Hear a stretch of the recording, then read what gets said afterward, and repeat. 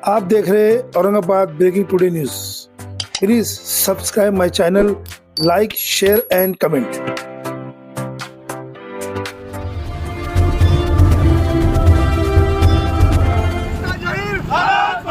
महाराष्ट्रामध्ये दुष्काळ जाहीर झालाच पाहिजे। अरे छत्रपतीचं शिवरायांचं स्मारक मुंबईत झालंच पाहिजे। अरे छत्रपतीचं शिवरायांचं स्मारक झालंच पाहिजे। छत्रपती शिवरायांचं स्मारक झालंच पाहिजे। जय भवानी, जय शिवाजी। छत्रपती शिवाजी महाराज की जय। मराठा मावळा संघटनेचा जय हो। अरे तुमचं आमचं नातं काय? जय जिजाऊ, जय शिवराय। रक्त रक्तात भिनलंय शेतकऱ्याला न्याय मिळाला पाहिजे। शेतकऱ्याला न्याय मिळाला पाहिजे। शेतकऱ्याला न्याय मिळाला पाहिजे। शिवाजी महाराज की जय। मराठा मावळा संघटनेचा जय हो। मराठा मावळा संघटनेचा जय हो। अरे या दळबद्री सरकारचा करायचं काय? खाली मुंडका वर पाय। अरे या दळबद्री सरकारचं करायचं काय? खाली मुंडका वर। या महाराष्ट्रामधला जो शेतकरी आहे, या महापुरामुळे शेतकरी नागावला गेलेला आहे। शेतकऱ्याची आर्थिक परिस्थिती अतिशय खालावलेली आहे।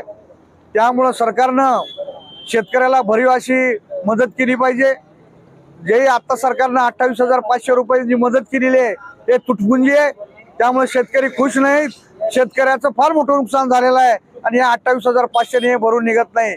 त्यामुळे आम्ही सरकारला विनंती करतो, जाहीर आवाहन करतो की दिवाळीपूर्वी प्रत्येक शेतकऱ्याला हेक्टरी 50,000 रुपये द्यावे। त्यामुळं हा बळीराजा दिवाळी साजरी करू शकेल।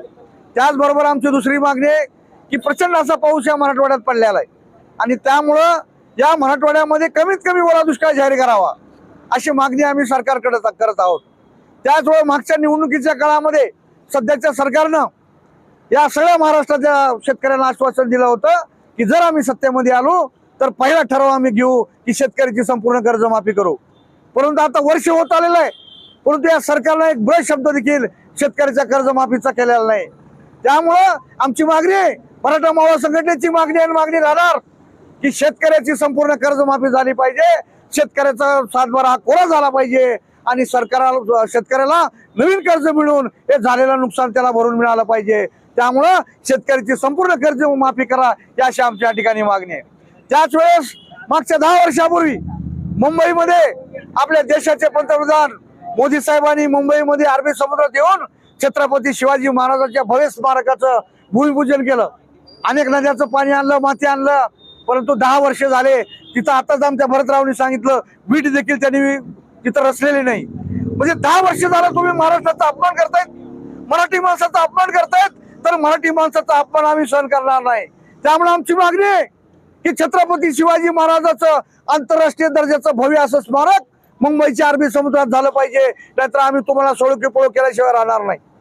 त्यावेळेस तसंच आमची दुसरी मागणी आहे, या महाराष्ट्रामध्ये ज्या कृषी उत्पन्न बाजार समिती आहेत त्या बोटावर मोजण्या इतके श्रीमंत आहेत, बाकी गरीब आहेत, शेतकऱ्याचे आहेत, त्यांना सरकारनं अनुदान दिलं पाहिजे। आणि जर सरकारनं त्यांना अनुदान दिलं तर त्या ठिकाणी शेतकऱ्यांच्या मुलांसाठी वसतिगृह ते महाराष्ट्रात उभा करतील। त्यामुळे सरकारनं बाजार समितीला अनुदान द्यावं अशी आमची मागणी आहे। त्याचबरोबर अण्णासाहेब पाटील आर्थिक विकास महामंडळाच्या माध्यमातून मराठा समाजातील गरिबांना आर्थिक बाबीने उभं करण्यासाठी सरकारचा जो प्रयत्न आहे, परंतु ह्या ज्या बँका आहेत या बँका कुठेतरी लोन देत नाहीत, त्यांच्या फायली अडवतात।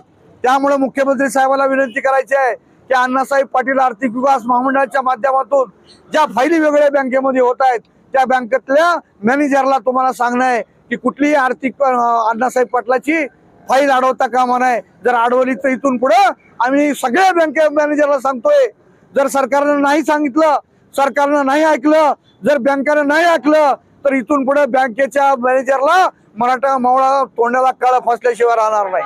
कारण कसल्याही परिस्थितीत आमच्या सर्वसामान्य कार्यकर्त्याच्या, सर्वसामान्य माणसाच्या फायली झाल्या पाहिजे आणि एखादा मॅनेजर जर फायली आमच्या अडवत असेल तर धडा शिकवण्याचं काम मराठा मावळा संघटनेचे मावळे या ठिकाणी करतील। त्याचबरोबर या महाराष्ट्रात ओला दुष्काळ जाहीर करावा शेतकऱ्याची कर्जमाफी करावी, हेक्टरी 50,000 रुपये द्यावे, अशा सगळ्या मागण्या घेऊन या ठिकाणी मराठा मावळा संघटनेतर्फे भव्य असे निदर्शन करण्यात येत आहेत. मराठा मावळा संघटनेतर्फे आज निदर्शने या ठिकाणी यासाठी ठेवले होते. अरबी समुद्रामध्ये मोदी साहेबांनी 10 वर्षापूर्वी कुठल्या कुठल्या नद्यांचे पाणी आणून तिथं भूमिपूजन केलं होतं, पण कुठं गेलं ते पाणी, कुठं गेलं ती वीट, ती बघण्यासाठी शिवजयंतीच्या आदल्या दिवशी मराठा मावळा संघटनेतर्फे अरबी समुद्रात आम्ही उतरणार आहोत.